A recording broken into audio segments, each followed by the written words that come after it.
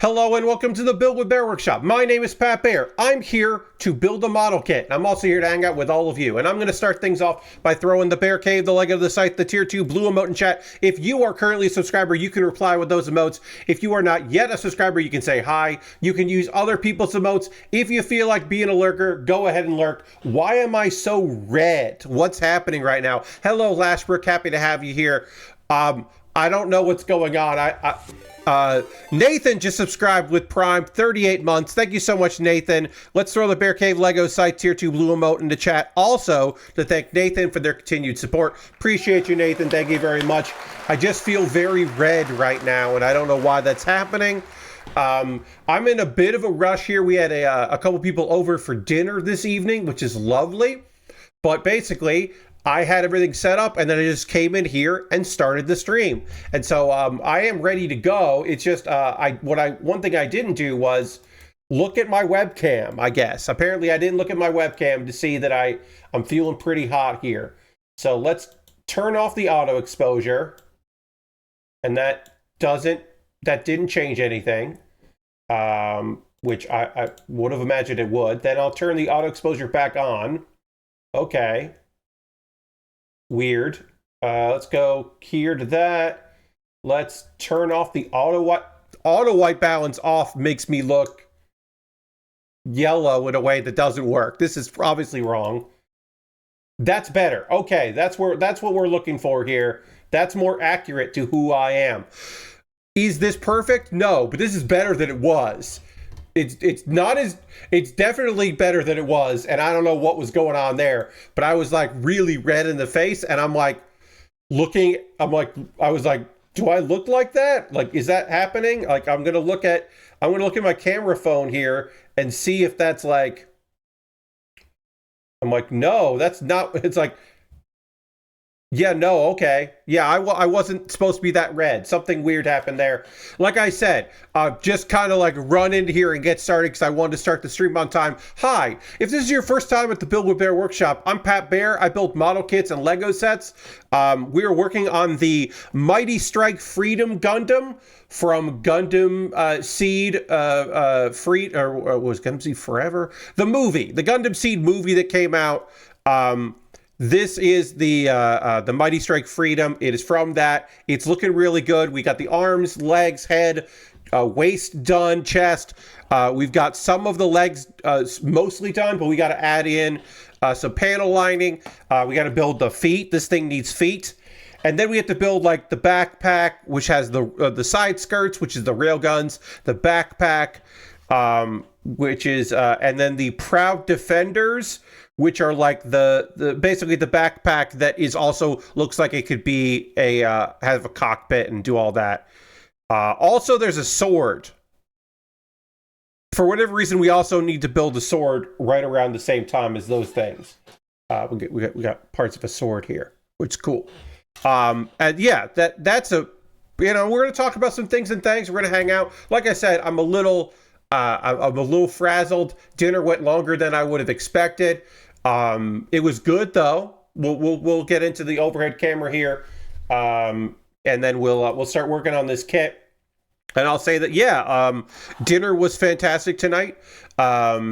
We had meatloaf and homemade, everything homemade. Meatloaf, mac and cheese. My mom made the mac and cheese. My dad made the meatloaf, and I helped with everything, but I didn't actually do anything. And then a green bean casserole.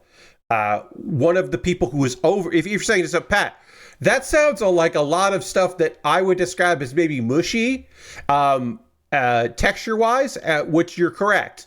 We also had gravy for meatloaf, which is not a thing we normally do, but was very tasty. So the reason for that is that one of our guests this evening is currently having trouble swallowing food, has issues with his esophagus, and so we picked foods that would be easy for him to consume, which are also very tasty, good comfort foods.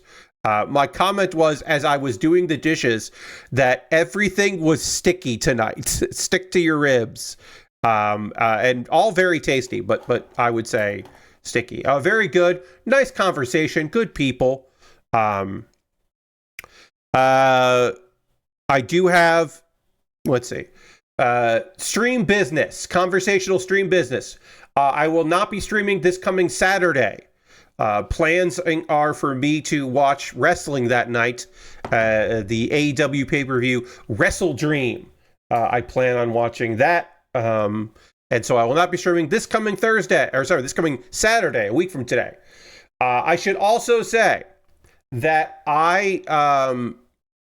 some plans are subject to change within the next month, and I apologize for that, but there is a situation in which I might need to go to Connecticut with my family for family stuff.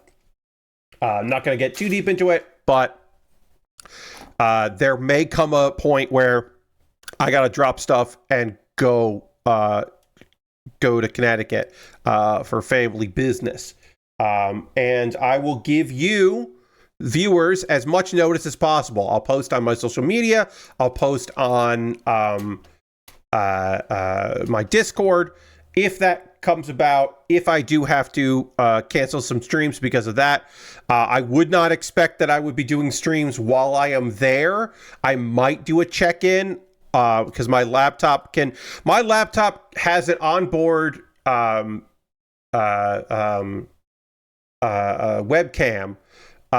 so I could theoretically start up a live stream somewhere if the internet was good where I was at, but that is not something that I'm necessarily going to plan on doing,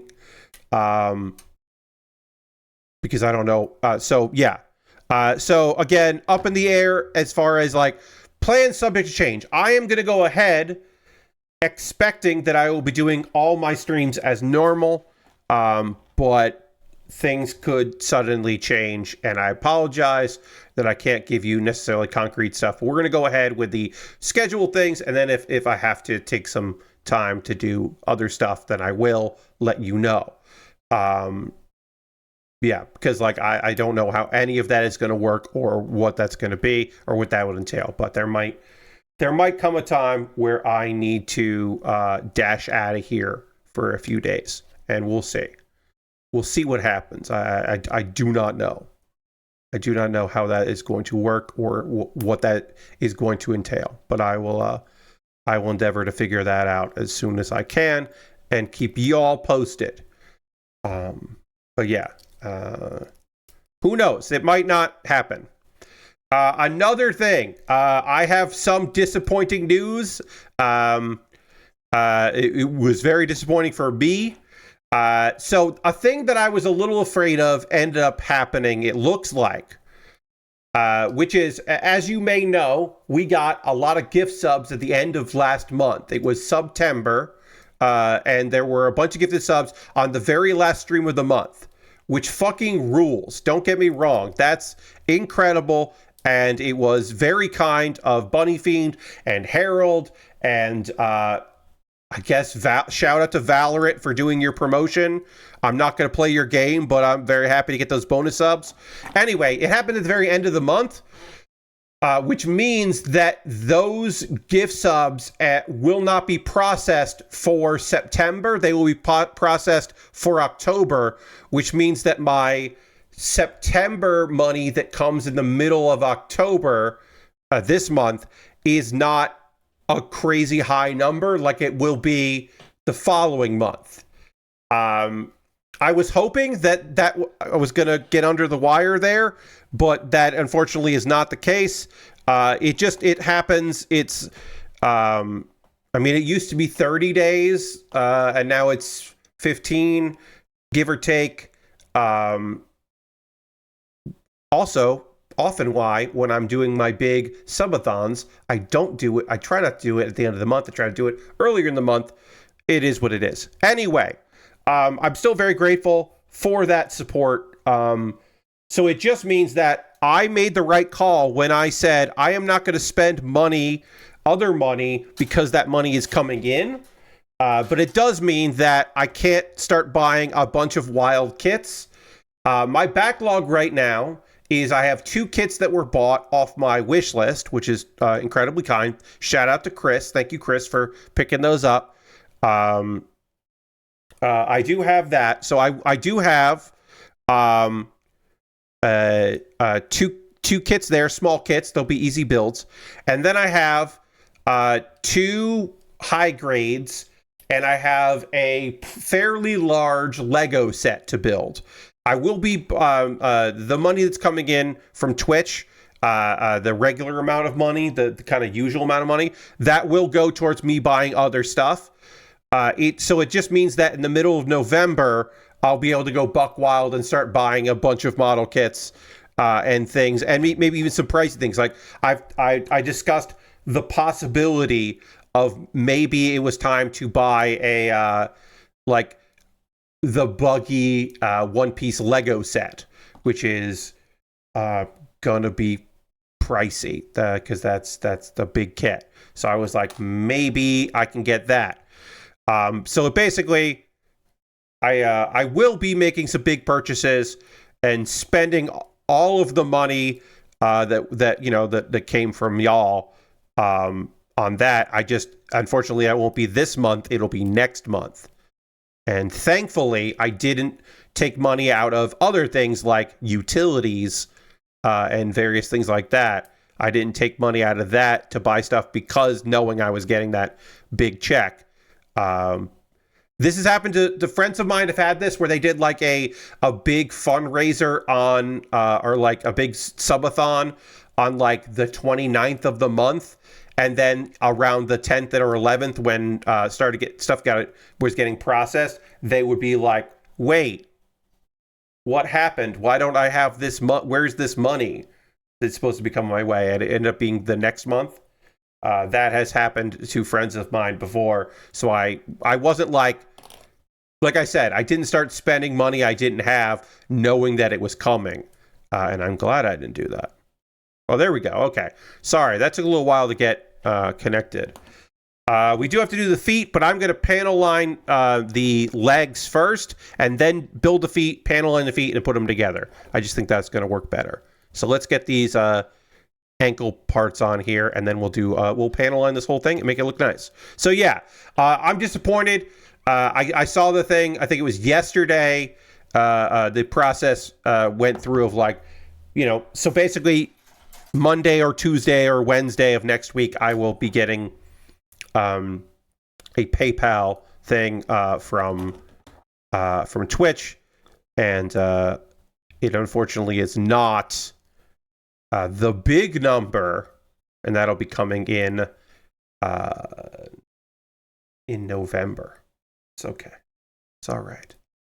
But yeah, thankfully I didn't go and spend a bunch of money I don't have, expecting to pay myself back from that. All works out. It'll all work out. It'll all be cool. Again, this thing, I figured this out. I just figured this out on this other one, and I don't know why this is being so awkward, but it is. Oh, did I get there? I didn't. Okay. This needs to go like that. And then this looks like this. And it just kind of slides in. I'm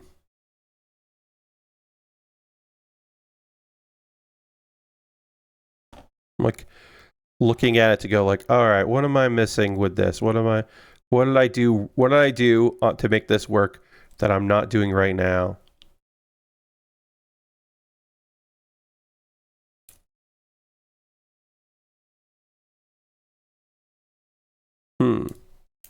Anyway, it'll all work out, and it'll all be great. I just have to wait a little while before I can start spending some money on some model kits and some Lego sets and things like that. But I'll do that next month. It'll be okay. All right, good. I got this together. Now I can panel line this. Let's see. Discord has never asked me to verify my identity, which is great because apparently a third party that they use for storing government IDs and such like that to prove your identity, they got hacked, and that information is just fucking out there. So this leak, the hackers responsible gloated in a Telegram group. They actually have 1.5 terabytes of users' personal data. Originally, Discord downplayed what was going on, saying like, "Oh yeah, a small number." Apparently, that small number is 70,000.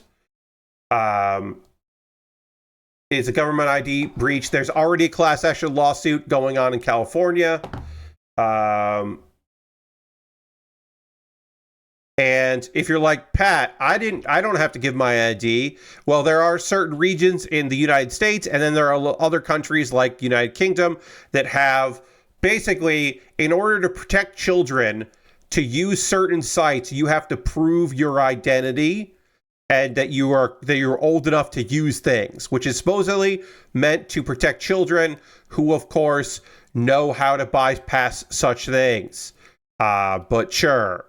And then of course, not every site to verify that stuff is created equal, and some of these people that should have incredible security because they are dealing with people's government identification apparently don't have incredible security, which is what online security experts have been saying this whole fucking time. They've known this whole time that this was going to be a fucking nightmare. And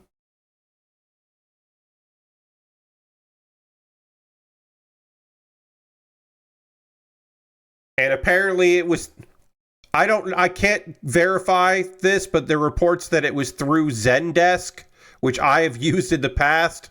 And I'm like, it can't have been through. So apparently they got through Zendesk and then used that to get information. And they're threatening Discord, which is always great.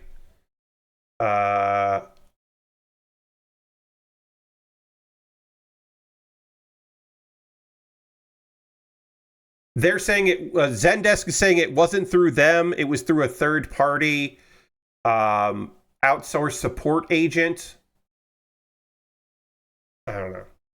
And of course, Discord admitted to Vox that like, oh yeah, it's 70,000 is the actual number, but that is the most they've said. Anyway, if you were forced to store your ID somewhere, I would say it's probably better to hey, Lord Crashton, I would say it's probably better than storing your ID somewhere in order to use a website.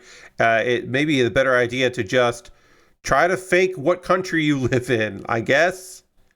I would say that's probably best if you need to be on websites and the like. Probably a better idea. I don't know. Thankfully for me anyway, there's never been a website that needed adult, age verification for me that I could just not like abandon and never use again. I do live in South Carolina, and South Carolina doesn't want me on some websites without verifying my age. Not all websites, but some websites I'm not supposed to be on. And so I have chosen to not be on those websites. Which is bullshit, because fuck you, South Carolina. Stop telling me where I can and can't go on the goddamn internet. But that is the case. You gotta protect the children who can bypass all your bullshit. Cool. Let's see. Did anything get added to Wrestle Dream? No matches so far added to Wrestle Dream. I did not watch any of Collision tonight. I'll be watching that after the stream. Hopefully the West Coast version is going to happen. There's always a chance that it doesn't, but hopefully it does. Let me see. Okay, yeah, it looks like the West Coast version of Collision is going to happen at 11 p.m. My hope is that it does. 11 p.m. Eastern, I should say. It's always possible it doesn't, but my hope is that it does do the thing it's supposed to do, which would be great for me. I did not watch WWE's Crown Jewel Previously, Crown Jewel has been exclusively in Saudi Arabia. This year, it was in Perth, Australia. I did not watch it. It was 6 matches, and I've heard that John Cena versus AJ Styles was really good. Now, apparently, apparently anyway, I do have ESPN Unlimited as part of my cable package. I have not used that service yet, but I'm gonna, I guess, during the week, probably investigate so I can see, because I've heard good things about John Cena, AJ Styles, and I've heard that like some of the other matches were solid. I saw one really doofy thing in Seth Rollins versus Cody Rhodes, so I am interested in seeing more of that. Also, there was a street fight, and they called it an Australian street fight, and I really want to find out if Bronson Reed and Roman Reigns did anything Australian specific in that street fight. I just want to know. So I don't know. I might watch that thing. I've been really checked out on WWE, and I've been happy to be checked out on WWE. I kind of like follow what's going on, but I'm like not watching anything. Again, part of the reason is I have Peacock, and now their premium live events aren't on Peacock. One thing that was interesting that I didn't see people really talking about too much is there were no title defenses on this PLE. It is a very rare thing that WWE doesn't do a single title defense. Now, you could counter that with Pat.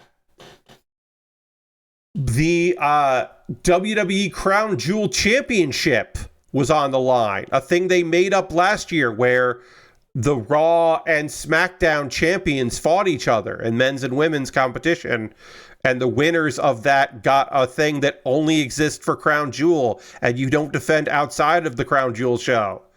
And to which I say, those aren't real belts. Those aren't real titles. I'm saying this is the first PLE in years where no title was defended at all that wasn't a weird one-off thing. And that's very strange. But yeah, I don't know. I heard pretty alright things about this PLE. It's apparently better than WrestlePalooza, which seemed like it was not good. But again, I'm not watching. No. Alright, we'll get that together. We'll clean these legs up, and then we'll work on the feet. And then we'll put this whole dang thing together. Let's see. Other stuff we can talk about.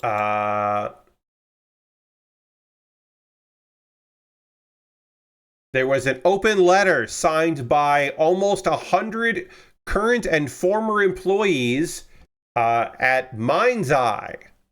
The Mind's Eye devs, the people that brought you Mind's Eye, over crunch and botched layoffs. This is at what is it? What is the name of this company?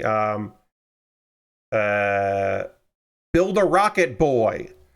Over 250 developers at Mind's Eye maker Build a Rocket Boy were laid off earlier this year. We've talked about that. Followed by the open world shooter terrible launch. 90 current and former staff have signed an open letter blasting the studio's management, including founder and longtime GTA producer Leslie Benzies, the Benz, over what they claim was poor working conditions and a chaotic layoff process that allegedly broke the law.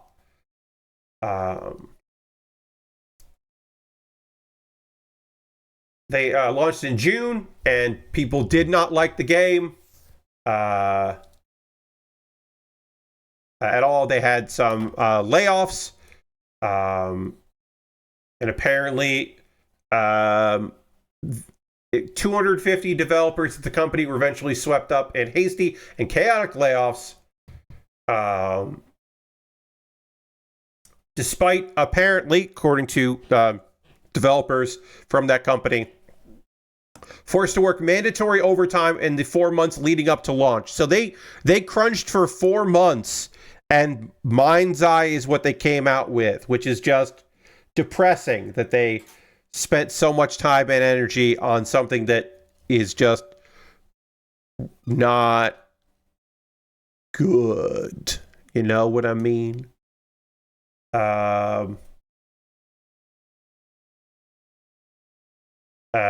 this week, members of the Game Workers branch of the Independent Workers of Great Britain, the IWGB, union are filing a multiple legal actions against Barb, Build a Rocket Boy, claiming failure to carry out fair consultation ahead of redundancies, as well as multiple cases of unfair dismissal.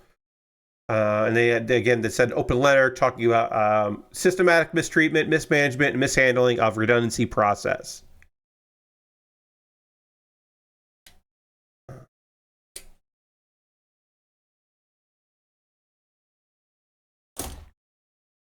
Okay.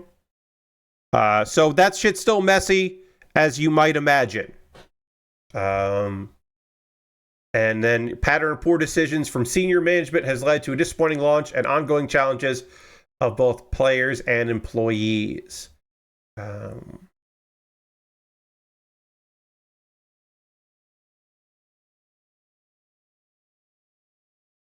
Even before the disastrous launch of Mind's Eye, staff had suffered months of crunch, resulting in some horrific mental and even physical illness beyond typical widespread burnout. This is a quote from Ben Newborn, a former lead game analyst at the studio. Studio leadership had chosen not to take responsibility for the game's failure and instead blamed saboteurs, as if individual employees or online influencers could have caused this. As you may remember, there were people in that high up in that company saying that one of the reasons why the game didn't do well was sabotage, outside sabotage, coordinated sabotage. That is one of the things that they had alleged.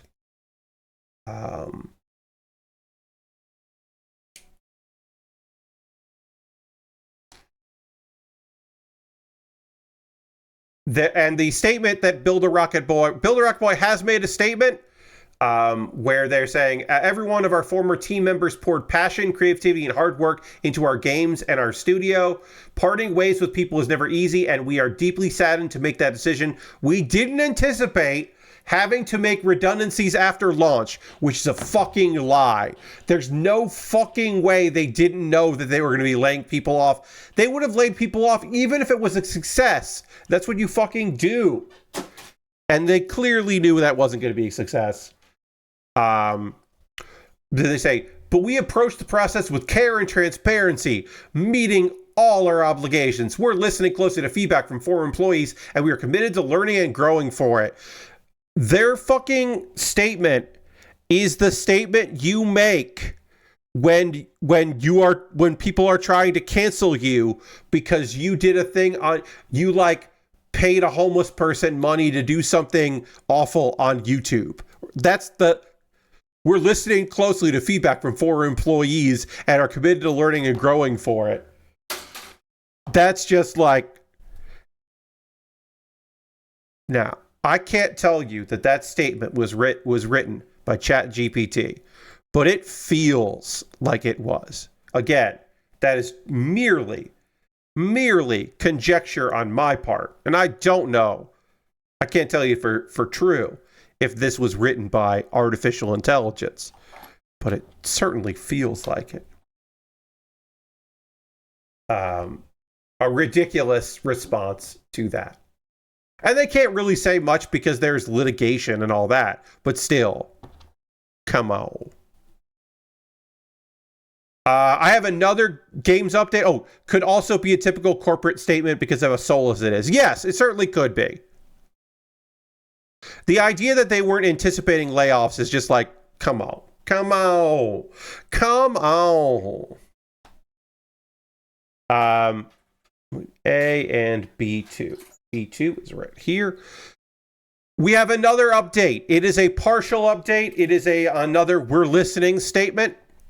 You may remember that there was an announcement of the upcoming in 2026 Capcom Cup that was going to take place in Japan, and tickets were going to go on sale in person, and they had information about the live streams, and the semifinals and finals were going to be pay-per-view. You were going to have to pay to watch the semifinals and finals of the Street Fighter 6 live streams And then a week later, they were going to go up and you could just watch it then if you didn't want to pay. Apparently, Capcom is considering not fucking doing that. Capcom Cup 12 coming in March. It's set to be first pay-per-view live stream for a major tournament. Yeah.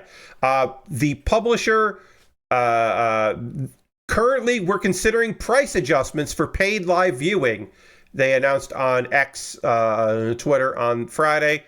According to the platform's auto translation, again, we make that they didn't. Kotaku didn't go ahead and pay a company to translate this. This is auto translate.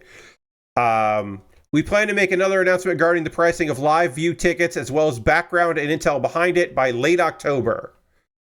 So basically, if you wanted to watch 2 days of matches, it would have been the equivalent of $40, around $40 to see that. Which is all, which, as pointed out by Kotaku, for the price of buying the video game, you could watch the finals and semifinals of the game. $40.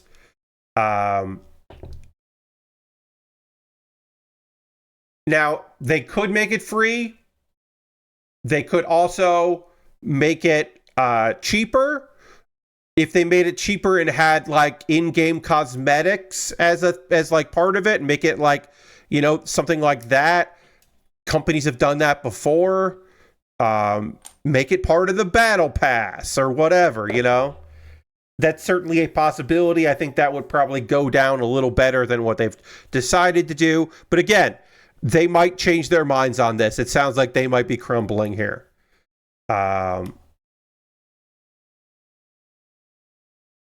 So this apparently is a decision of the esports division of Capcom. On the developer side, the director of Street Fighter 6 was like, hey, yeah, so we were not consulted about this. It may sound strange, but it's true. Revenue targets and assigned tasks differed fundamentally by department, which like I said, I should say, I wasn't one of the people that assumed that it was all in-house. So I was like, no, this is like somebody high up at Capcom looked at some numbers and looked at some things and said, like, we should be charging for this. It's so popular and people love Street Fighter 6.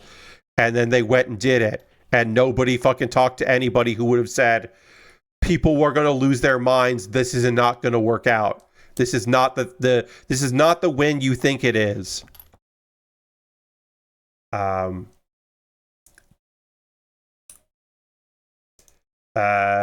Since the matter occurred within the same company, we are currently discussing it. We apologize for any concerns this may have caused. There.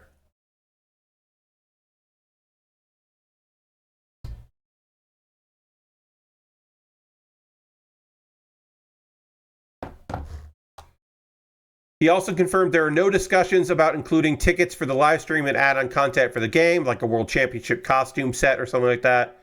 And then this, I love this. This is, I assume, making it clear that he is just talking that that Nakayama, the lead director, he basically said that he would delete the post if he got scolded at work for it, and apparently that hasn't happened yet. But so he went off script to just be like, hey, the dev team didn't have anything to do with this, and he's like, I might get yelled at for saying that. And apparently so far he hasn't been yelled at. It's a fucking mess. I did want to give the update to that because that was a wild fucking thing when that announcement came out, and it was just like what the fuck are they doing over there? And apparently, I'm not the only one who felt that way.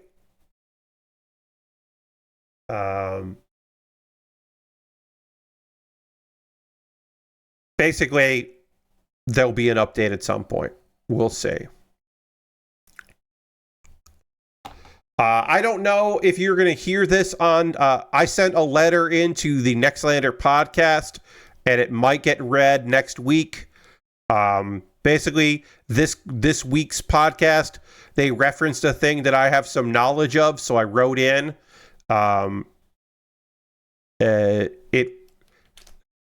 have not had the opportunity to write about anything related to VTubers, but I sent in a thing. Basically, if they don't include it on next week's podcast, I will mention it on stream.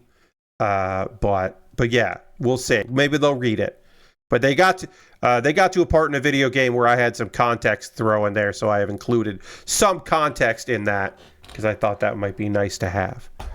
Let's body complete this kit. And we still have the side skirts to do, the rail guns, but we can put the legs on this thing and make it look all nice over here.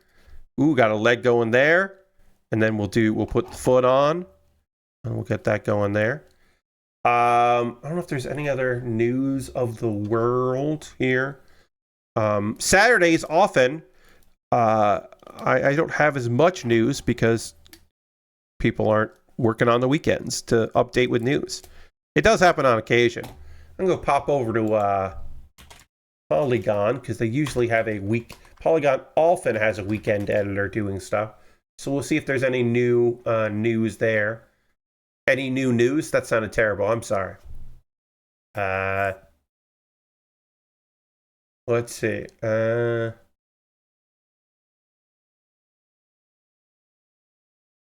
I'm going to hit and more.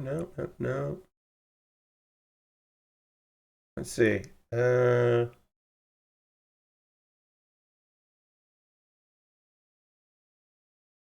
All right. So there's an article over on Polygon that I think is pretty fun, where they just started talking about stuff that we've gotten. You may know this meme. I can't believe we got blank before Grand Theft Auto 6. The idea that, like, because of delays and because they've been working on it for so long, a lot of stuff came out in between Grand Theft Auto 5 and Grand Theft Auto 6. Grand Theft Auto 5 came out in 2013, which is a long time. So apparently Polygon put together a list of things that have come out, which I thought would be a fun thing to go through. So we'll talk about some of them. We'll go through these, and if I have any thoughts on them, I'll add some personal context to a few of these things. But I thought that could be fun to go through. Let's see. We got 2 generations of video game consoles before GTA 6. Because again, it came out on the PS3. So that means that the PlayStation 4 came out. And also the Xbox One came out. And then the PS5 and the Xbox Series X also came out. Both Switches came out between 5 and 6. 5 different MetaQuest VR headsets. A bunch of handheld stuff like the Steam Deck all came out. The Virtual Boy games are coming to Switch Online before GTA 6 comes out. Which is fucking wild. Before GTA 6 comes out, there will be 4 American presidential terms. 3 different presidents across 4 terms.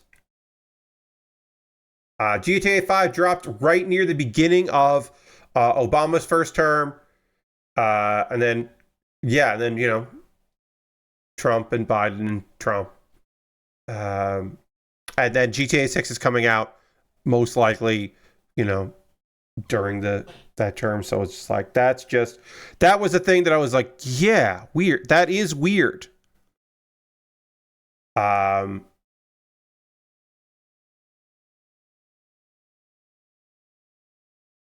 Byte, the successor to Vine, came and went. We had Vine We lost Vine. We got the replacement for Vine, Byte. We lost that, and then TikTok launched. Which is a weird thing to say, yeah. I mean, TikTok came out before Byte did, but it didn't blow up, and it was a different thing, and it was a very different kind of service before it became what it is. Also, they included Quibi came out. Quibi came and went before GTA 6, which is just a fun little side thing. 8 Taylor Swift albums and 4 re-recorded albums have come out before GTA 6.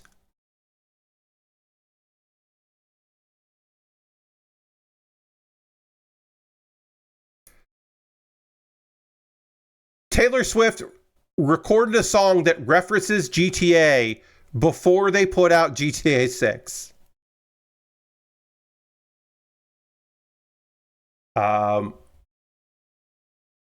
Every John Wick movie has come out between GTA 5 and GTA 6. Also, they reference lemonade that kills you, the over caffeinated lemonade. I don't know why that was listed in this, but that was. I think that's. I don't know. Yeah, again, I don't know why that was listed, but it was. But yes, the first John Wick movie came out in 2014, and then there have been 3 more: a spin-off, a TV show, a delisted video game, a VR experience, a comic book miniseries, which I didn't know about. That sounds cool. A documentary about the movies, and also an appearance in Fortnite. Also, between GTA 5 and GTA 6, we have had sequels to Good Burger, Happy Gilmore, Top Gun, Spinal Tap, Bill and Ted, Space Jam, The Matrix, and Beverly Hills Cop. Although I think that's more of a remake than a sequel, but I haven't paid attention to that.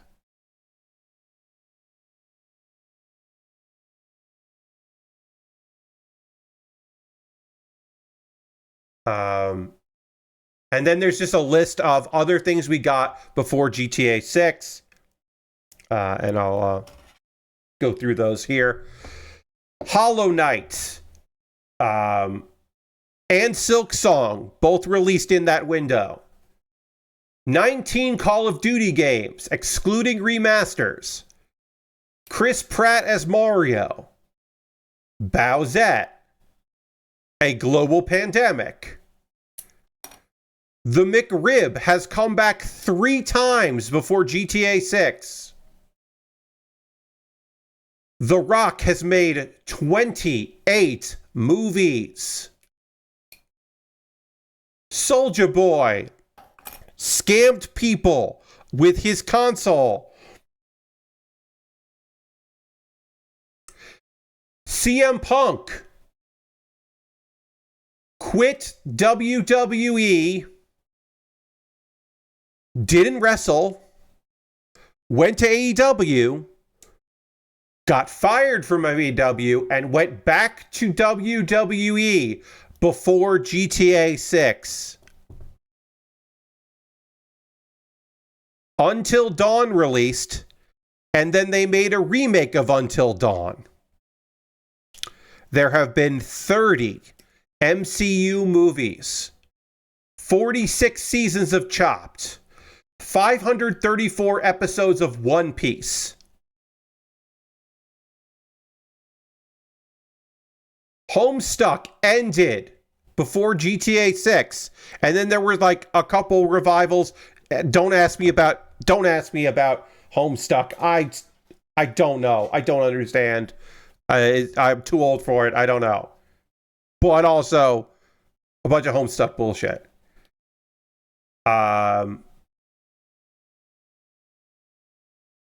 Derek Carr's entire NFL career.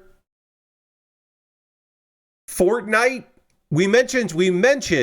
At least I mentioned uh, John Wick in Fortnite. Fortnite has one of the most powerhouse things in games existed solely between GTA 5 and GTA 6.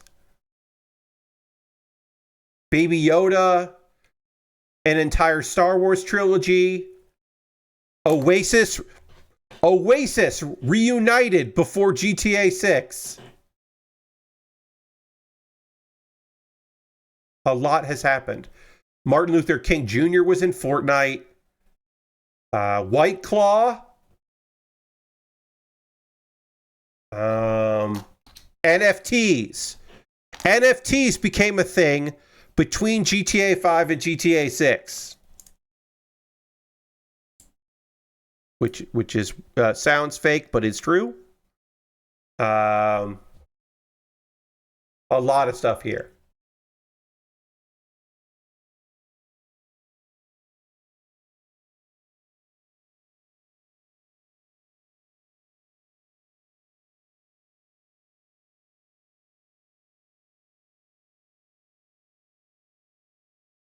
That's just a wild fucking list of things to see if there's anything else I missed there. You know what it is? A lot of the stuff I'm like, yeah, whatever. It's the passage of time. It is what it is. The 3 McRibs is the one that really fucking fucks with me. Really throws me off. Fucking fucks. Come on, Pat. That really throws me off is the number of McRibs times McRibs come back between GTA 5 and GTA 6 is bonkers, in my opinion. That's just a lot. It's just a lot. Looks like we're gonna build these beam sabers because I think these beam sabers live in the rail guns. So we got to build these beam sabers here. Build the hilts at least. I don't know. I thought that list was fun. I'm not going to be super bothered by that. I didn't love GTA 5. You know what I mean? Like, I played it, but I didn't love it.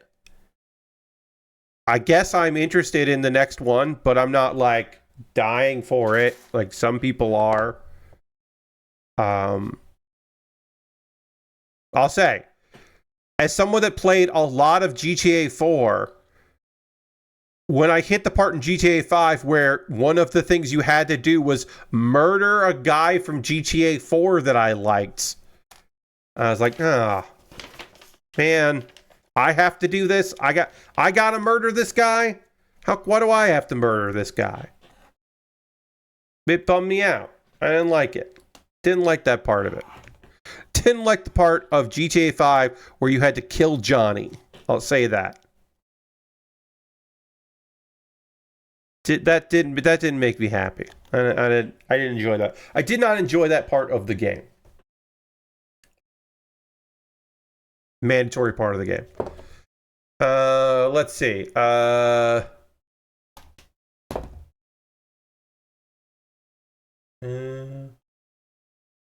Anything else from Polygon here?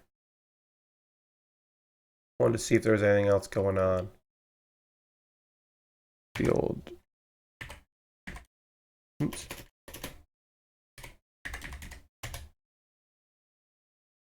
Let's see.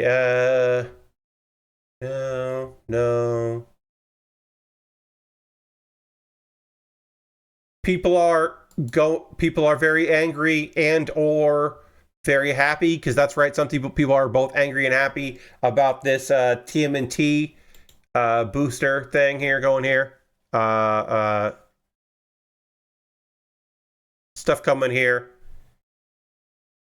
I look at it and I go, hell yeah, man. Krang is gonna be a magic card. That sounds cool. And that's because I don't particularly care about Magic the Gathering, but I do like the Ninja Turtles.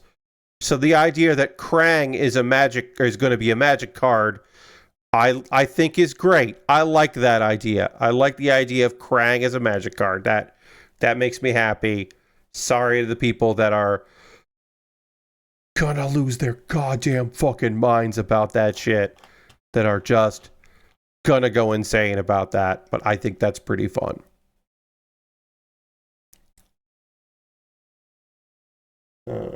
All right, so this one goes on this side, and that goes on that side.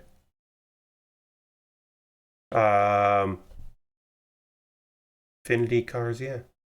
Affinity is it's an old mechanic that's coming back because it's on the Krang card. I don't know. I do not have a problem with TMNT.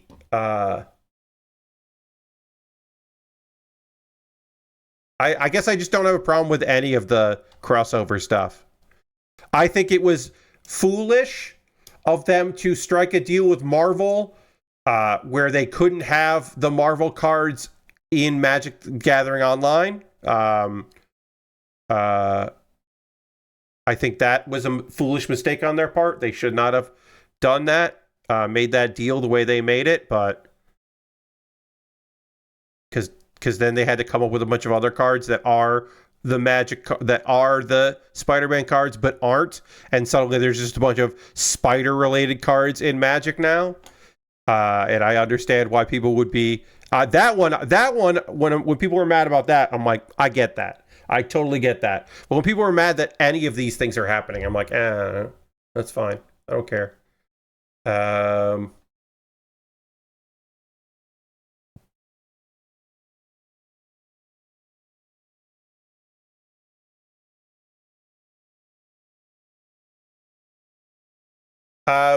We talked a little while ago about Dora Hedoro is coming back. One of my favorite anime.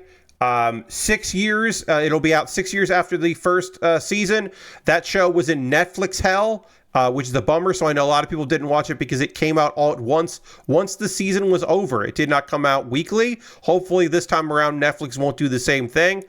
That was a real fucking bummer. So hopefully this time they will just release it weekly. That show is inventive and gorgeous and also fraught and fucked up. Its art style mostly reminds me of The Max, a comic book turned MTV cartoon that is just a fucked up art style. But season 2, basically, in 2024, they were like, we're doing a season 2, and it was supposed to come out this year, and then it got postponed. But now they're saying spring. So it'll be out in the spring 2026 season, which means like April.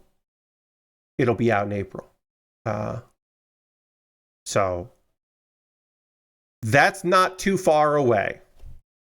And I am excited about that. But yeah, that show was fucking special. And again, hopefully it will be a weekly release. That show did incredibly well in Japan, and then later did pretty good for Netflix, but again, could have done better for them if they had released it weekly instead of all at once. But it still did well.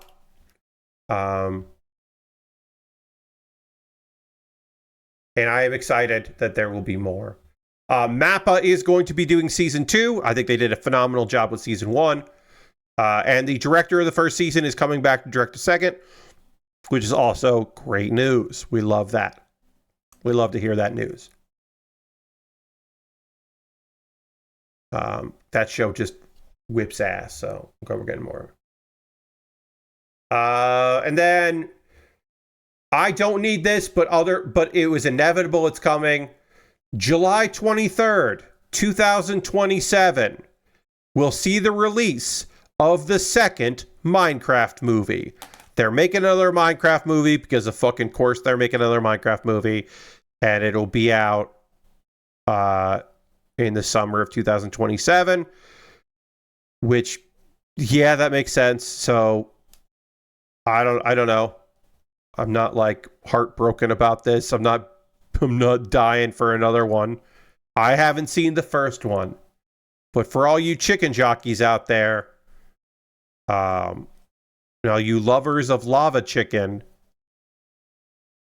it's coming back, y'all. You'll get more Minecraft movie.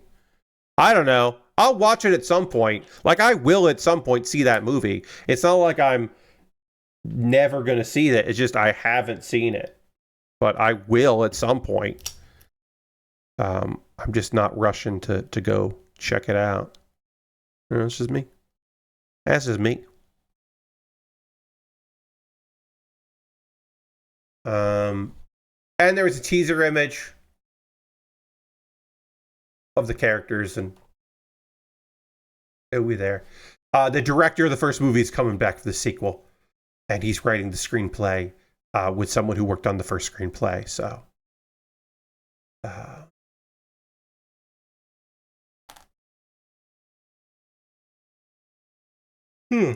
sorry.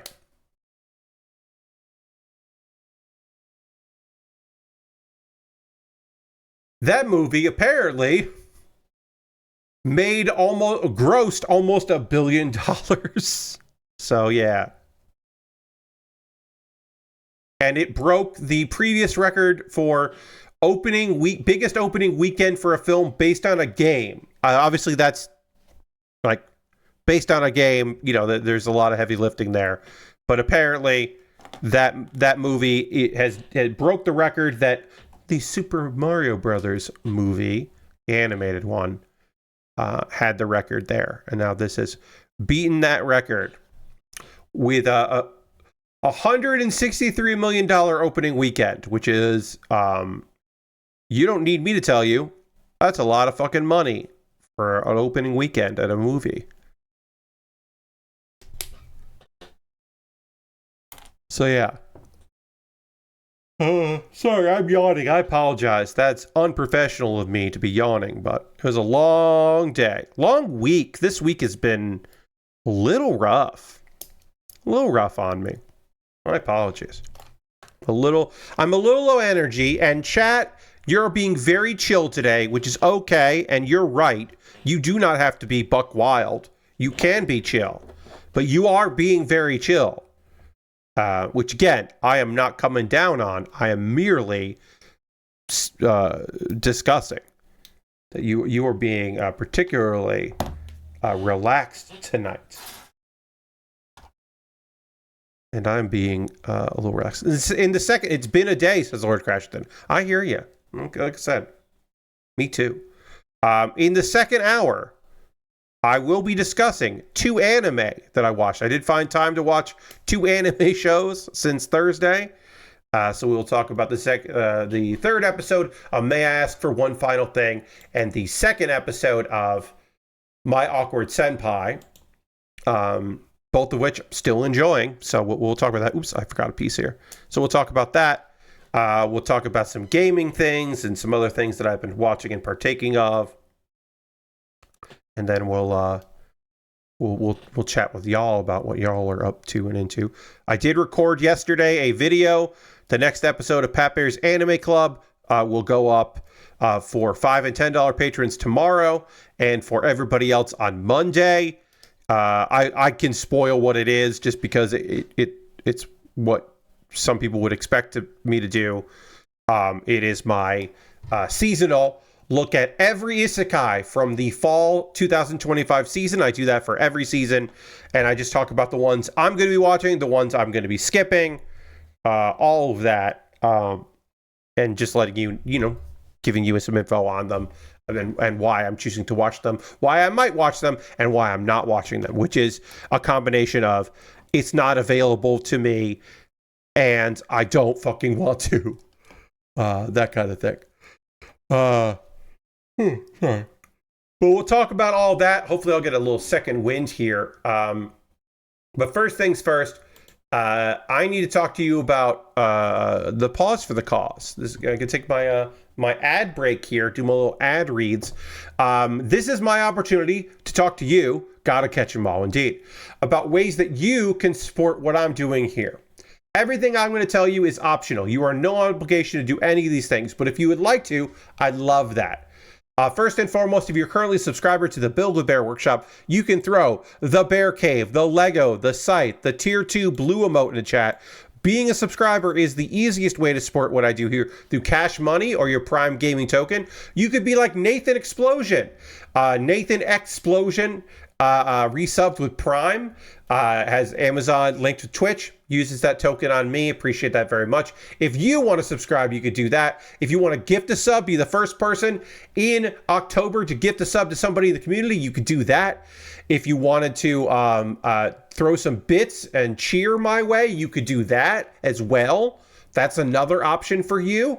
You've got so many options to support, but you know, you're already here on Twitch, so if you want to do it, that's probably the easiest way. I have a Patreon at patreon.com/PatBear. Over in my Patreon, there's a $1, $3, $5, and $10 tier. There are different rewards for different tiers. Consider joining me on Patreon. If you are at the $3, $5, or $10 tier, you can vote on what I'm gonna play next Tuesday. I have a poll up.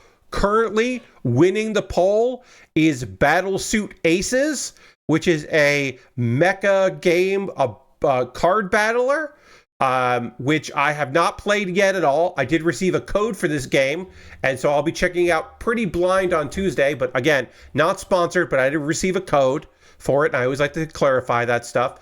That's winning the poll, so that's what I should be doing on Tuesday, is checking out Battlesuit Aces, but my patrons decided that. I don't know why I said patron like that, but anyway, my patrons decided that's what I'm going to do. If you want to join my YouTube channel, I would love for that. If you want to subscribe to my YouTube at youtube.com/PatBear. Over on YouTube, I put videos up all the time. You can subscribe for free, of course. If you want to become a member over there for just $2 a month, you can join up, become a member there. You get my Wednesday videos on Tuesday, so you get to see those before other people get to see them, which is kind of cool. If you want to check that out, you're more than welcome to do that. Let's see. I believe that is all I wanted to say there. Everything I make through those are monthly ways to support me. That's what I want to say. Monthly ways to support me. If you would like to support me on just oops, I said the wrong thing there. Hold on. This message is wrong. That was donate. I was supposed to put in money. I'm sorry. I'm off my game today. Those are monthly ways to support me. If you'd like to throw $1 or $2 in my the tip jar, you can throw something in to my PayPal or my Ko-Fi. I'm going to delete the donate button because I don't need that to be there anymore. I'll bring back donate later. Sorry, everybody. I'm a little out of it. Maybe having a very busy day and then rushing from having dinner and company over to stream was not the best call. Perhaps.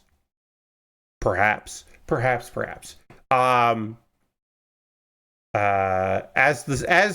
Cake once famously sang, perhaps. I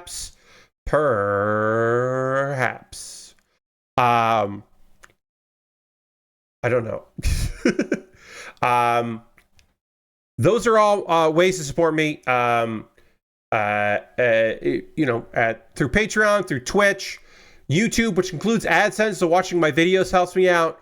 All that all goes into a fund, and from that fund, I buy model kits and equipment. I bought this kit, the almost body complete Mighty Strike Freedom. I was able to purchase that because of your generosity. I've got a backlog of stuff to build. As I mentioned earlier, I also have stuff that came from my Amazon wish list, which means it's jumping the queue. And the next thing that I'm going to build, when I'm done with the Mighty Strike Freedom, I'm going to start 2 things that were bought off my wish list. I got a 30-minute missions kit, and I've got a Ultraman a figurized kit. And I'll be happy to build both of those because they're bought off my wish list. If you would like to buy something off my Amazon wish list, it'll come to me in the mail, of course. It will jump the queue and become the next thing I build. And, of course, I will make a video about the thing that you purchased, and it will join my YouTube channel as a mailbag video.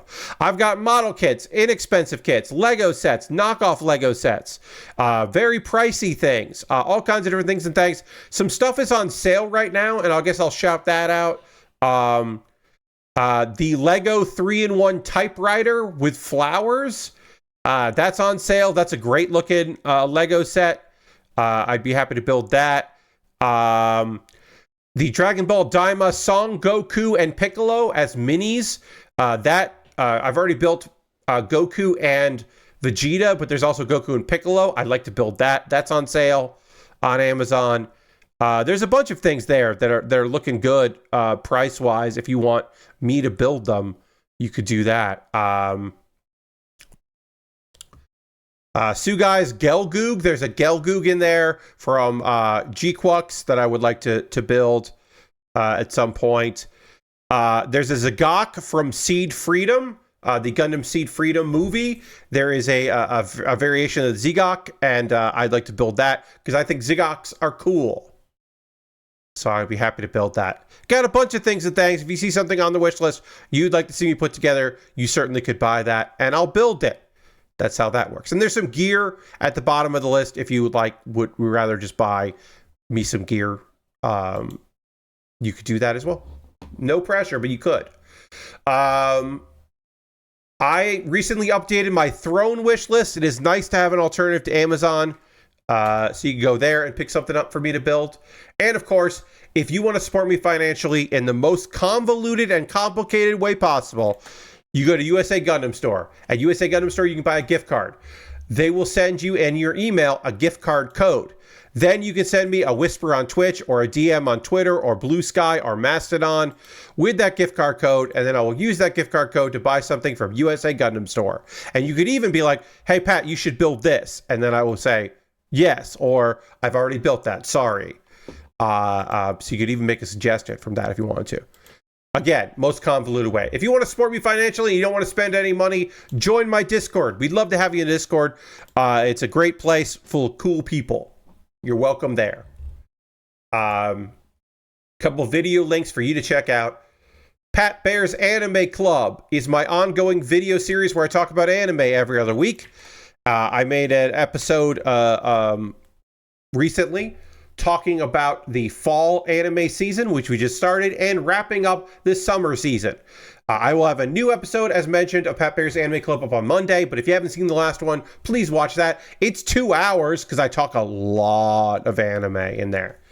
And then Kuma Baer is my weekly anime recommendation series, where every week I have an anime recommendation for you, and there's a theme every month. The month of October, I'm talking about my favorite shows from the summer season, and I talked about The Water Magician.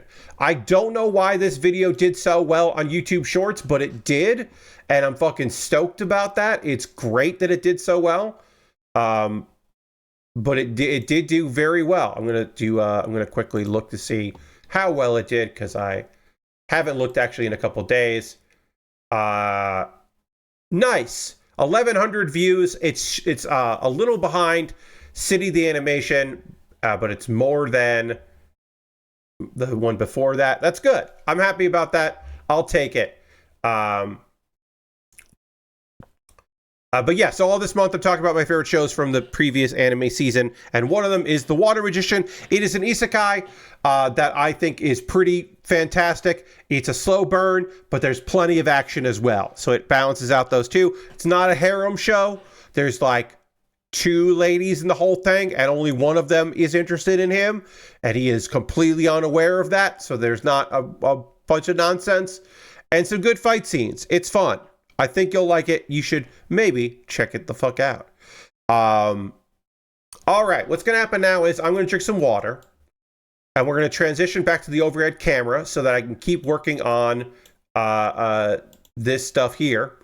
Well, let's see how far we can get. I don't think we're going to finish this kit tonight because the backpack thing is a lot, and there's a bunch of weapons to build. But we'll get close to it, and we'll certainly finish it up on Monday. And we got to talk about some anime. So we'll do that as well. And we're going to dramatically transition to the overhead camera right now.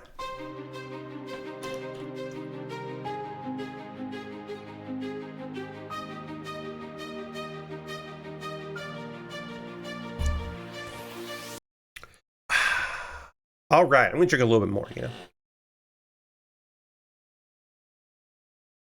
Had a lot of... My dinner was very salty, so now I'm like, okay, I should probably drink a little bit more water, try to flush the system out a bit. I also had pepperoni. I haven't had pepperoni in a while, and I just was so psyched about pepperoni and cheese and crackers. I know that sounds silly that I was so amped, but I was, because I like pepperoni a lot and haven't had it in a while. So I was like, hell yeah, it's pepperoni time. It was pepperoni time, and I was pretty stoked about that. Anyway, episode 3 of May I Ask for One Final Thing. If you have not watched this show, I will give you a brief look at this. This is a story about a girl who is a villainess. She has been made to be, laid out to be an evil person. And so her engagement to the second prince of the country has been annulled. Not annulled. She was engaged, and so the engagement has been called off. And so she then punishes the people that she was being silent about, because our girl believes that fists are justice. If she can punch a bunch of nonsense, then she's fucking stoked about that shit.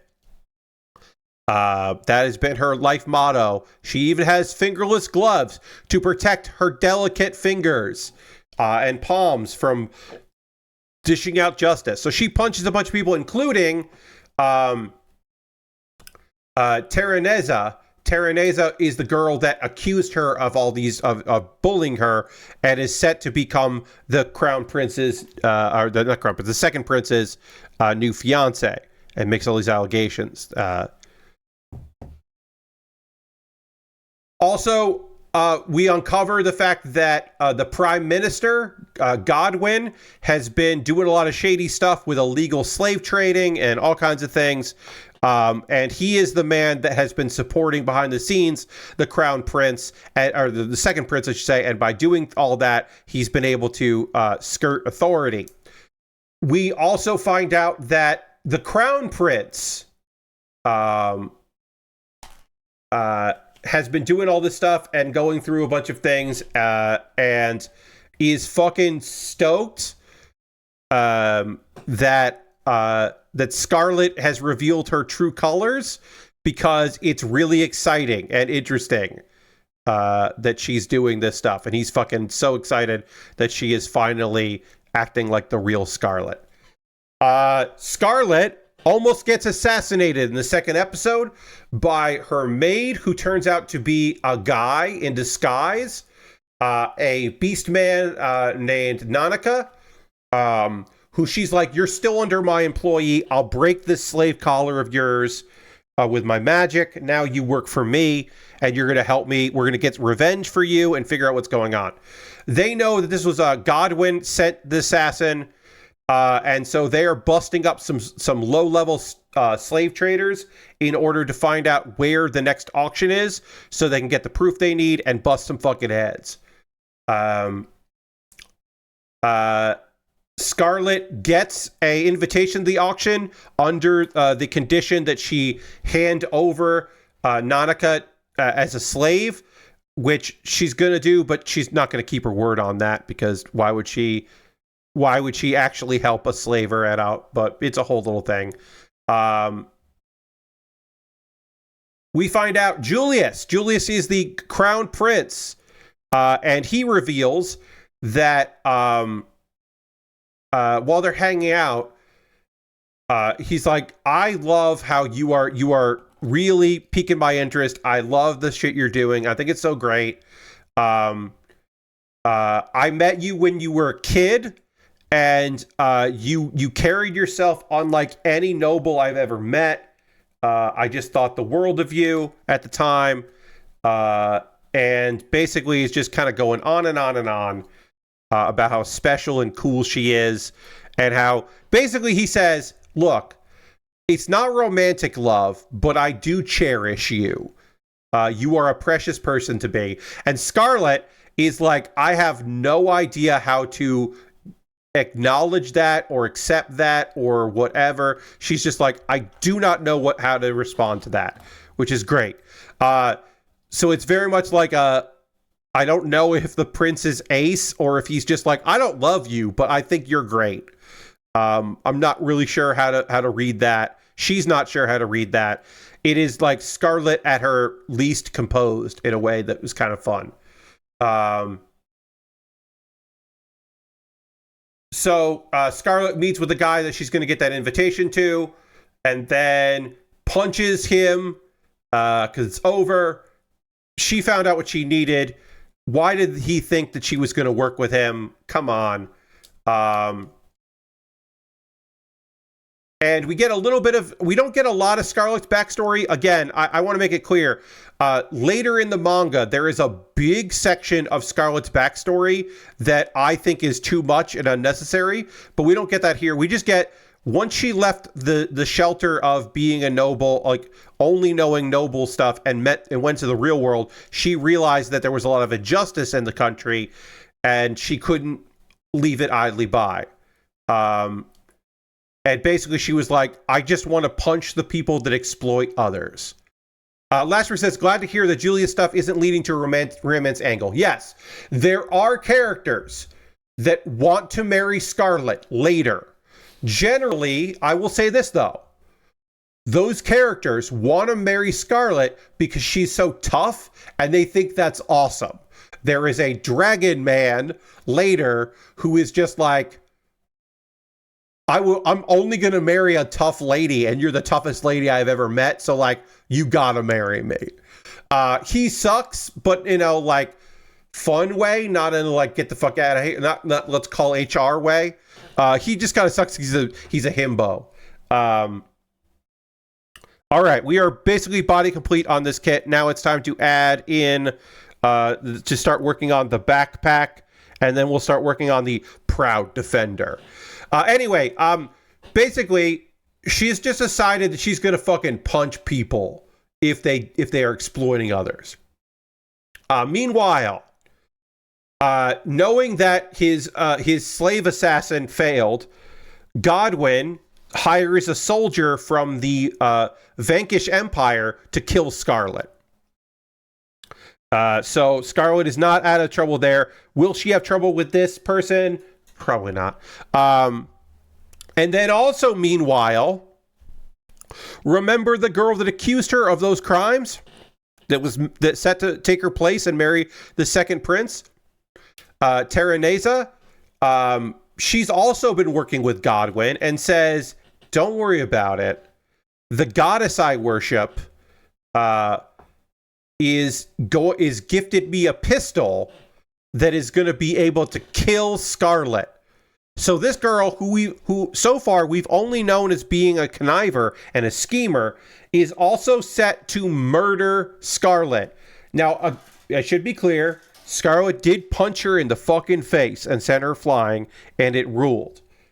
But now we're getting into a world, and Scarlet's power to stop time so she can get in close to punch you is also a power she has received from a goddess, but obviously not this goddess.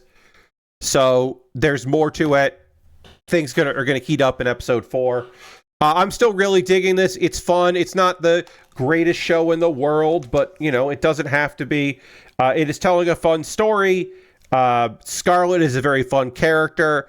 It is awesome to see this prim and proper looking lady put on fingerless gloves and then beat the shit out of garbage people. It is just fun. It is a fun bit of business. And I look forward to watching the show, every Friday. So I would recommend, if you're looking for a fun action fantasy show, you can,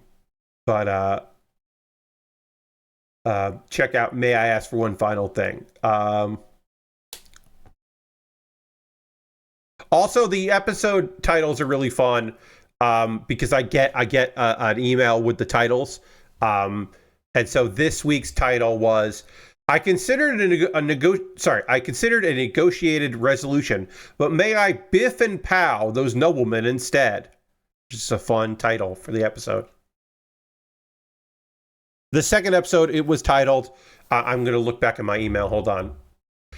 May I offer you the taste of my fist as the ladylike thing to do?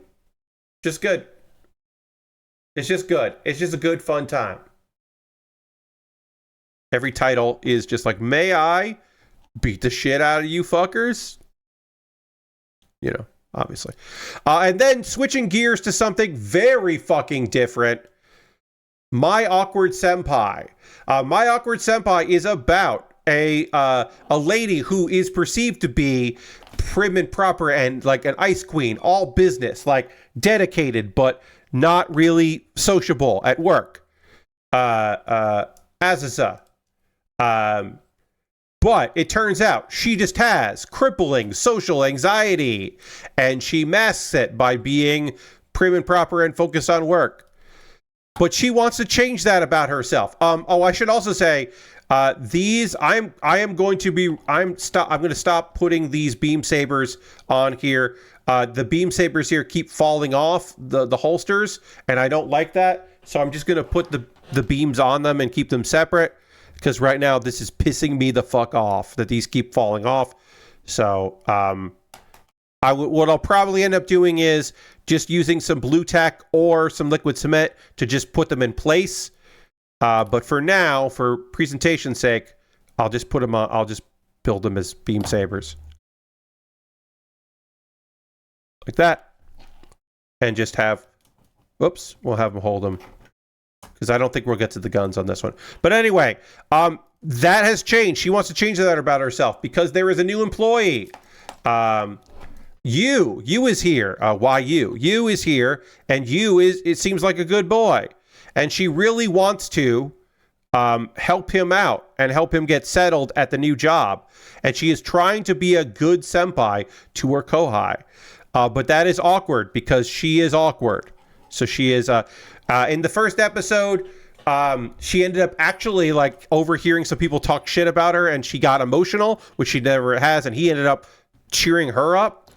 And she kept trying to invite him out to eat or have lunch with him, so that she can like check in on him, and it keeps getting foiled. So episode 2, she invites him to work on a project at work, hoping that she can then invite him to lunch and it won't seem weird. A bunch of this series feels like it's going to be her doing things and then second guessing herself, is like, oh, am I coming on too strong? Is he going to think I'm weird for asking this? Yada, yada, yada. It's going to be a lot of that. All right, so I need F2. A lot of these are in F2 here. So we'll get some F2 stuff together here. Later, she's thinking about him at lunch. She's constantly thinking about invite him to lunch, figure out a way to invite him to lunch. She even ends up agreeing to do work with her boss, and she doesn't even hear what she's agreed to. Like, she's distracted. Our girl might have a crush. But she's seemingly completely unaware about this being a possibility. And she is instead just laser focused, but also distractedly focused on just trying to be a good, a good senpai. Then she ends up seeing that he only brought instant noodles for lunch, and she's just like,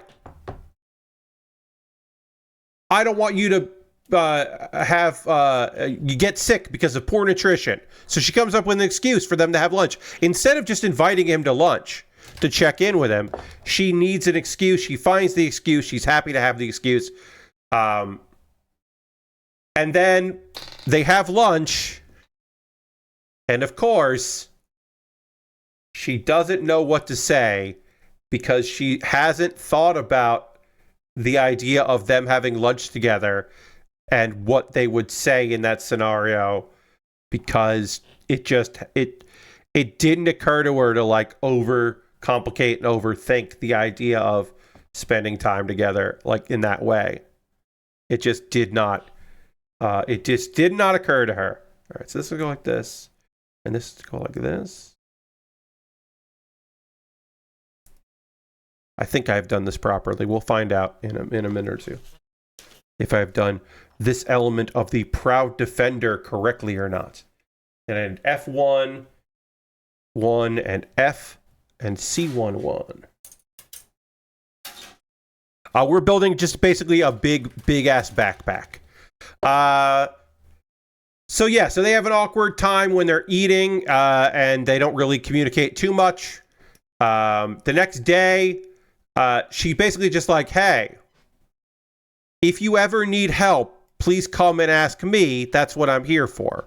And she's like pretty fucking psyched that she pulled that off. She like did the right thing and like told him, you know, that she's there. And then he doesn't need her help, and that makes her even more anxious that he never comes to her for help because he doesn't really need it. She thinks that the lunch was awkward and blames herself for it. So she's just like, I'm going to invite him again to lunch. I'm going to try again, and I'm going to have topics, and I'm going to do this. Meanwhile, he got invited to lunch by some coworkers, and they assumed that she wouldn't want to go with them. And then she is completely convinced that he must think that she's useless and a bad coworker and a bad senpai.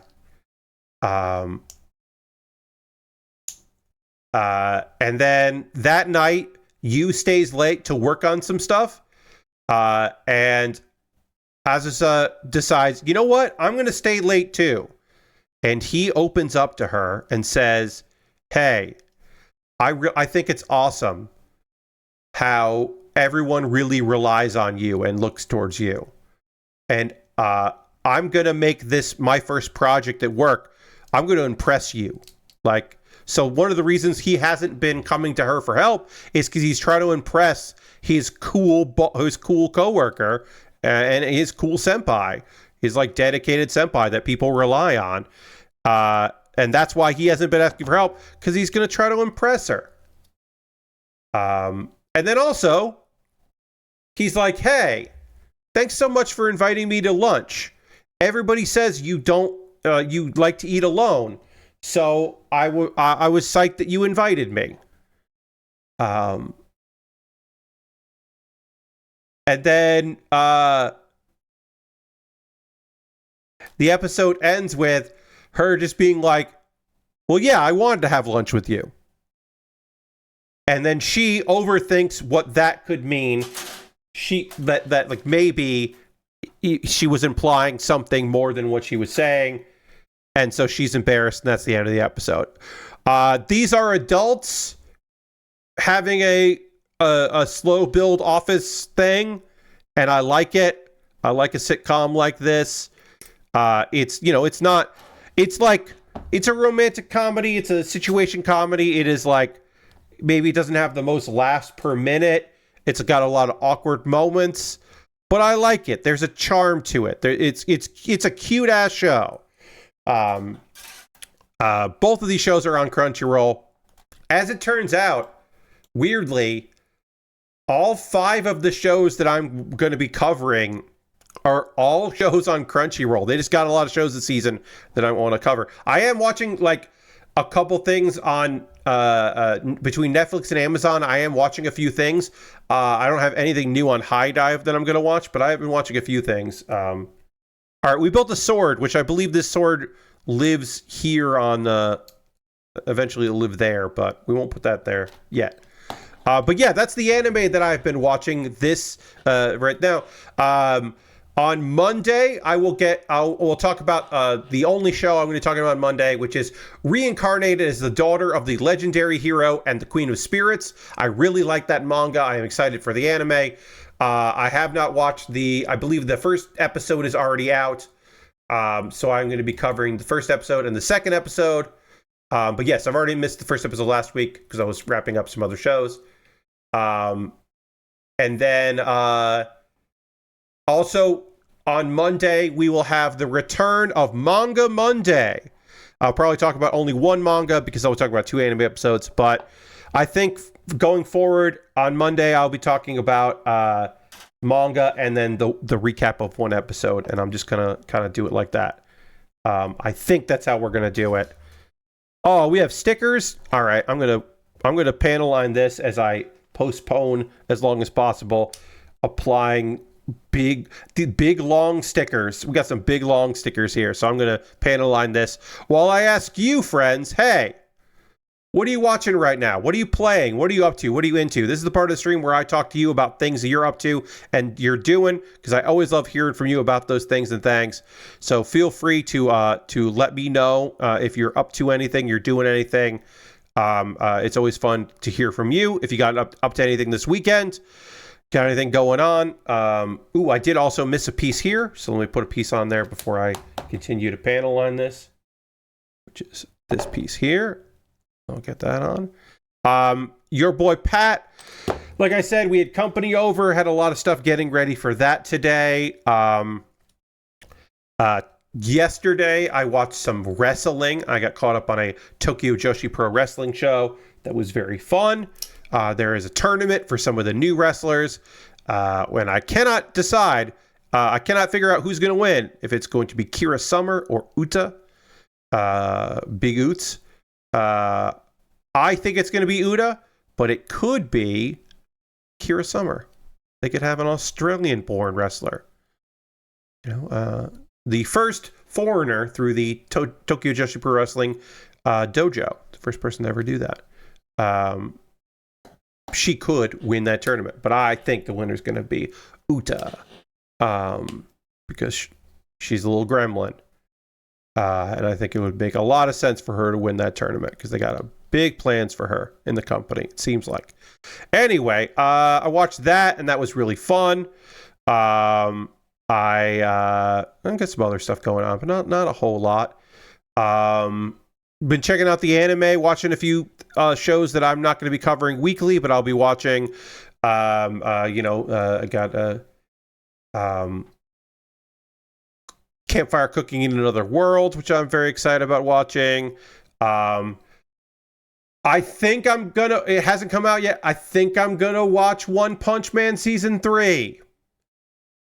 Season 2 was such a big disappointment but I'm like, I kind of fucking want to know what's going on in One Punch Man, so I'll probably end up watching that.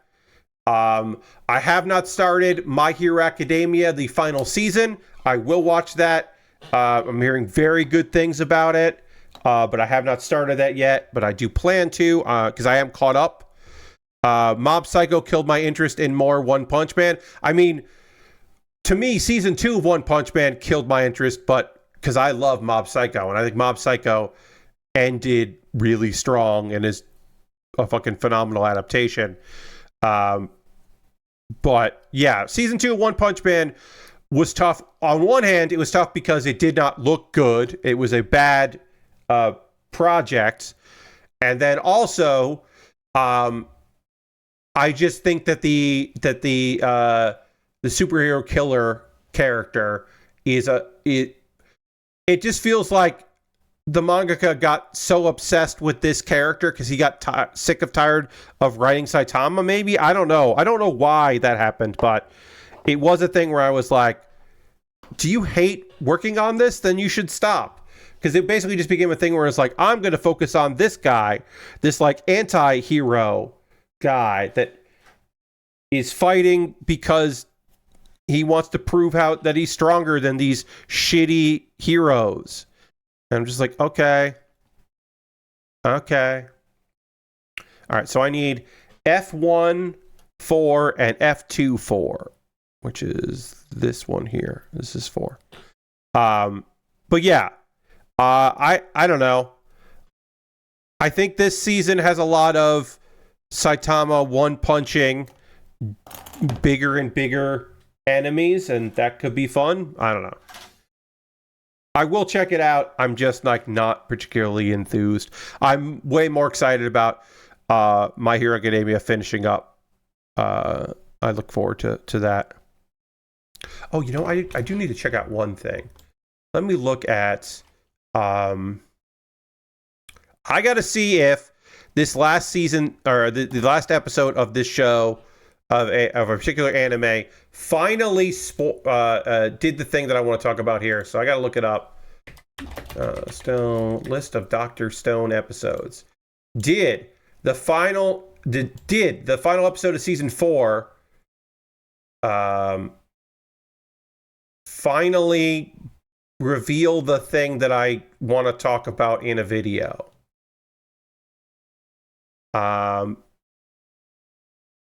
No, it fucking didn't. Maybe it did. I gotta look. Nathan says, I put down Silk Song because I got way into Hades 2. I'm also playing a lot of Hades 2. Not But I didn't put Silk Dong down. I'm not playing Silk Song. But I am also playing a lot of Hades too. Grinding Terry in Street Fighter 6 to get him to master rank before Sea Viper comes out this week. Hell yeah. Hell yeah. Enjoy your Terry grinding. That rules. Yeah, I haven't played Hades 2 since Thursday. I took a break and didn't play it, but I have been playing that game. I'm just, like I said, I'm on a very short break with it. Okay, so we got these, and we need to add stickers to these. We got to add these goddamn stickers. Lots of these stickers here. Gonna add stickers. Is a sticker? Ooh, I also missed a. Geez, I missed a sticker on here. Sorry, everybody. I didn't even notice that this thing has a sticker on it, and that is this sticker here, sticker 8. That makes sense. That this line there is clearly an indication for that.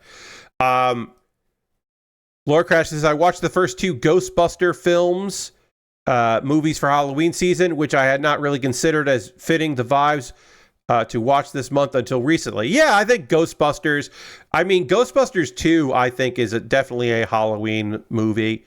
Maybe the first Ghostbusters isn't. I don't know. But I feel like I think those are fine movies to watch this season. Just because it's Halloween doesn't mean it has to be like the spookiest thing in the world. It can just be movies with what have ghosts in them, you know? Hell, Lord Crashington, for Halloween, you could watch the movie Ghost. That's not a horror movie. You can watch Ghost on Halloween season. That counts. You could do that if you wanted to. You could watch several of the late 90s, early 2000s Scooby-Doo animated movies. Made for TV animated movies where like monsters are actually real. Like the one where Scooby and Shaggy end up becoming teachers at a school for monster girls. You know, there are a few of those movies where monsters are real. Those you could watch this season if you want, this holiday if you want. You could watch Hellsing. You could watch any of the Hellsing anime. Because that's all fucking vampires and shit. That fits with that. You can get wild with it if you want to get wild with it. Okay.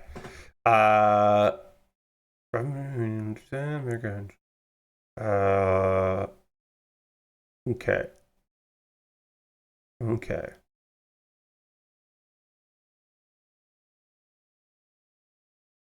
All right. I have to read this one thing here. Okay.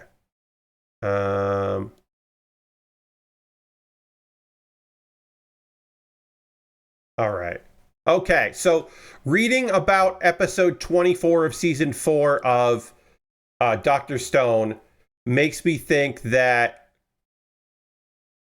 I have to wait longer. Part 3 of... So season 4 is apparently a 3-part. So I have to wait for part 3 of that, which is coming out sometime next year. Because here's the thing, right? Obviously, the manga's already happened. I could make a video on a thing that that is revealed in Dr. Stone and how that's fucking insane. But I want it to come out, the anime to come out first before I do that. And then I thought that was going to be this season, and it still hasn't happened yet. So I can't talk about it yet. But it's the reason why I made the crazy premises for anime video in the first place. But they just haven't gotten to it yet. Basically, there's going to be a fucking thing, a goddamn crazy thing in Dr. Stone, and I want to talk about it in the video. But it hasn't happened yet, so I can't talk about it. Laura Crush says, I generally don't watch scary movies, but never ever thought of Ghostbusters for the spooky season for whatever reason. I think it may also be because they constantly change streaming services, so it's hard to know where they'd be at for me to watch whenever I get the inclination to watch them. I hear you, Lord Crash, and that is a troublesome thing when you are trying to do a particular 30 days of, Halloween movies or whatever, you can run into the possibility of just like, shit, a thing I wanted to watch isn't available. Or you could just get Shudder for a month, you just get Shudder for a month, and that way you get... One would assume that Shudder is trying to keep as many movies as possible for this season. They might not be able to fully, but you imagine they're at least trying. All right, so... at the very least, I will say, there's a lot of these stickers that have to go on here, but they look fucking pretty damn cool. So we do have that going for us. So I'm going to try to get to line up this part right. And then if I line this part up correctly, the rest should come together. This is the problem with long stickers, is sometimes you just try to get it right and you end up with a problem. I saw that there's a measles outbreak over there in South Carolina. Yes, thankfully, that is northern South Carolina. That is more almost North Carolina. There is an issue with that because school districts over there do not have that as a mandatory thing to get into school. I got my measles vaccine because otherwise I would not have been able to go to school in Connecticut. So I got that. But there are kids that didn't get the vaccine, and that's awful. But yes, that is, thankfully, there are not a lot of cases in my area, but also, it sucks that there are cases anywhere at all. It's just foolish and silly and terrible. And obviously, fucking bad. It's just a fucking goddamn nightmare. All right, so I got that sticker on. Now I'm going to do the same thing with the other ones here. So I definitely think we're definitely going to finish this kit up on Monday. Definitely not going to finish it tonight because I have the rest of this backpack thing to build, and then I have to build the weapons. This thing has dual pistols, which is cool. It's just fucking cool, That's just cool shit. Oh, that's right. There's a part on here I can make to make the beam saber into a double beam saber, a double-ended beam saber. I'm going to do that. I'm going to apply this sticker, and then I'm going to make this a double beam saber. All right, is this not sticker? This is not the third sticker? Wait. Oh, yeah, it is. Okay. So again, what I'm trying to do is I'm trying to get this bend perfect, and then that should make it easier for me to do this everywhere else here. This is very difficult because this is a big, long sticker that I am applying here. But I am starting with trying to do this corner bend correctly. Yep, okay, so that's not correct. Because every time I set it and then pull it back, I'm weakening the sticker. All right, and now I should be able to line this up properly here.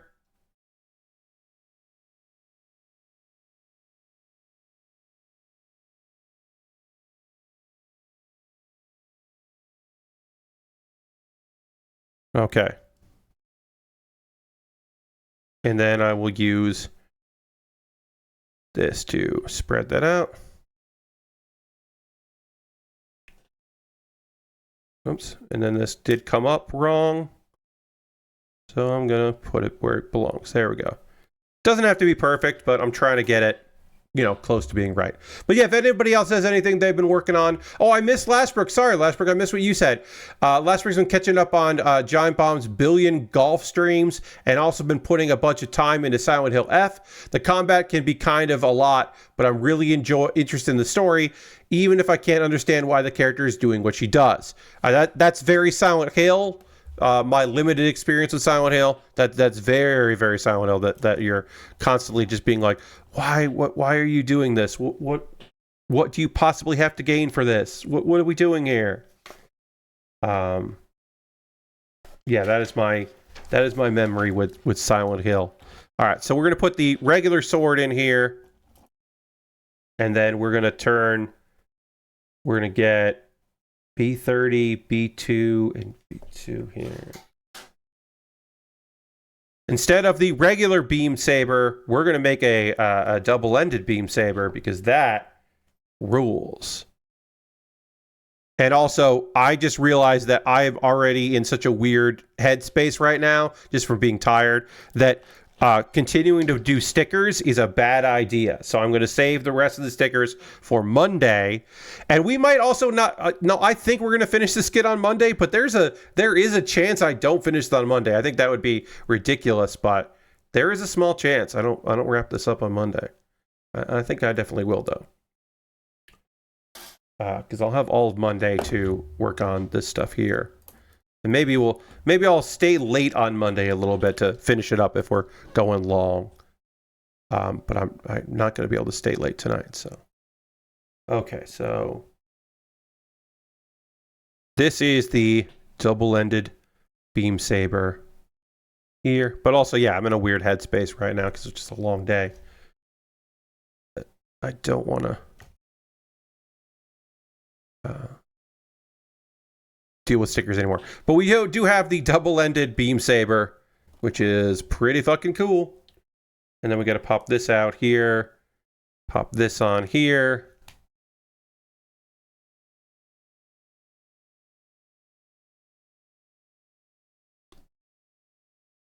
Well, come on.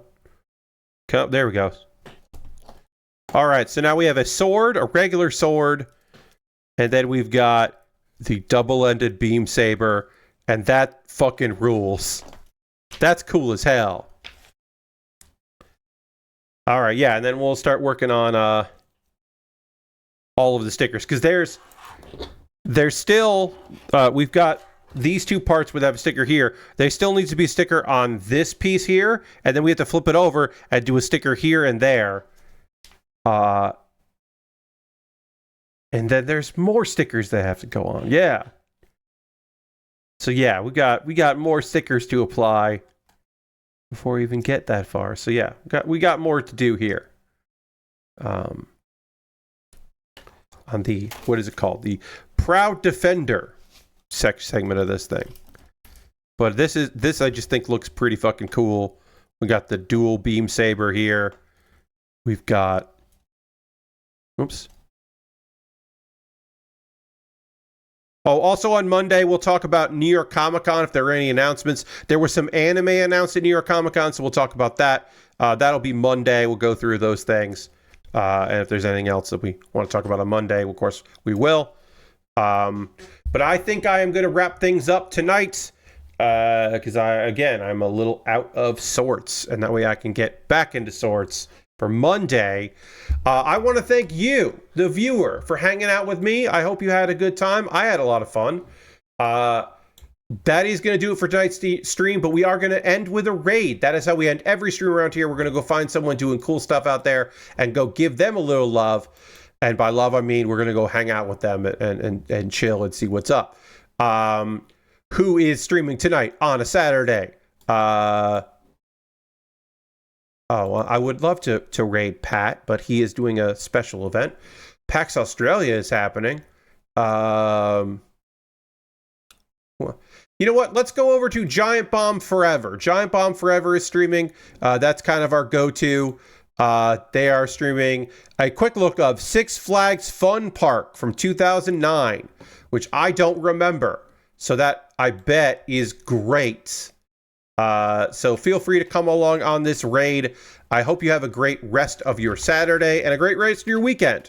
Please consider coming back on Monday, 9 p.m. Eastern, as I think finish this kit up. You know what? I'm going to say it. I'm going to finish this kit. I'll stay late on Monday if we need to, but I want to wrap this thing up. So we are going to finish this on Monday, even if I have to stay late. Come along on this raid because it'll be fun. Come back on Monday. Look on Monday for a new episode of Pat Bear's Anime Club going live in the afternoon. I'll see you soon. Goodbye, everybody. Goodbye, goodbye, goodbye. Goodbye, goodbye, goodbye.